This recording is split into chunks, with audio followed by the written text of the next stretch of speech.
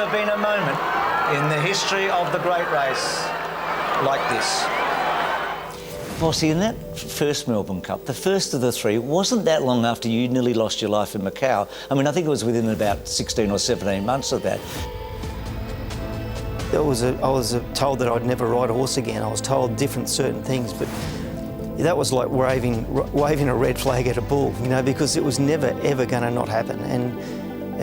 And all of a sudden I find this wonderful equine athlete, and she took me on this amazing journey. It's McCavey Diva clear, and she's going to do what no mare has ever done. McCavey Diva wins it again.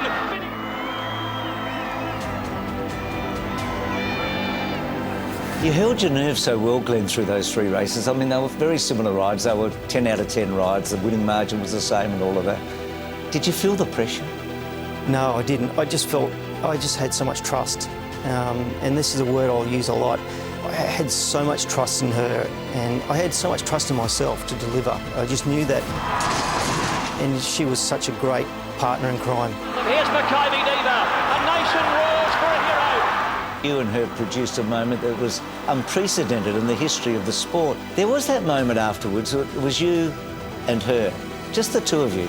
When you had that quiet moment with her, it's one of the most iconic images, I think, in Australian sport. And that final moment with her, just that moment we just seen where I took my hand off reins and just showcased her.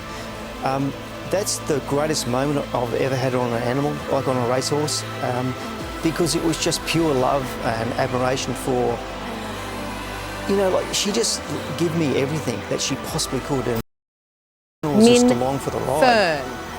But just being part of it and feeling her presence, yeah, these are moments that you just will never ever forget.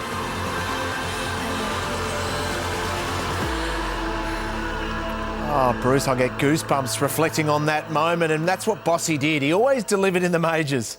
He did, and you and I have talked about this a lot. If there was a fifth major, pre-Everest, it was the Doncaster Handicap. It is the unofficial fifth major. So, Richo, I got my head around this week, and, you know, Ollie's got the record for the most number of majors. Bossy sits one behind, but if you do add that fifth major, have a look at this. Oh. Bossy's 16, Neville Selwood won one Doncaster, Darby Munro won two, and Roy Higgins won two.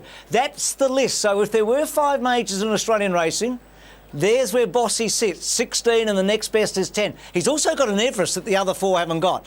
But we're not going to count that because that's only been around for a few years. Anyway, I think it's a career, when you add it up, that's almost second to none. It's with Ollie, it's with Bowman, it's with those guys and more. Well, it's because he delivered in the bigger stage, didn't he? Time and time again. He